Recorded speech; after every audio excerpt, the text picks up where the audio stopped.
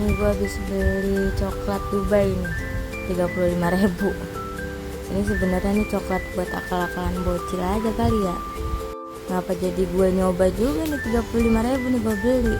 Tahu deh kan yang aslinya harganya mahal. Oke, gue mau coba ini nih 35.000 isinya apa ya. Kan lagi pada booming nih isinya itu isi promah. Nah ini gue mau lihat nih isinya apa nih. Gede banget nih soalnya nih. Buat bagel juga ini kayaknya bisa nih. Buset, ini coklatnya tuh, lihat tuh. Ya saya udah gerowak tuh, ujungnya tuh kelihatan dah tuh. Beneran kan promah ini. Ngapa gue jadi melamun baik?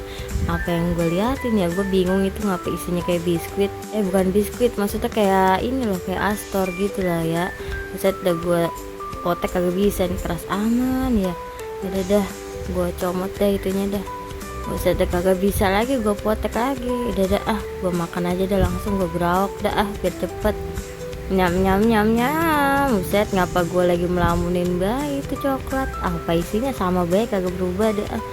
Lah kok ini begini, rasanya sih kayak gurih-gurih gitu ya. Cuma kok ini coklatnya itu kayaknya kayak kurang pas aja tuh, kayak coklat batangan yang dijual di tukang toko plastik kan, tau kan ya harganya ya kayak gitu dah rasanya mah ya. Ini gue cobain lagi dah nih ya, kali aja berubah nih, masih gue impleng. Nah tuh lu lihat tuh dalamnya kayak apa tuh, romah apa bukan ini ya, begini ya.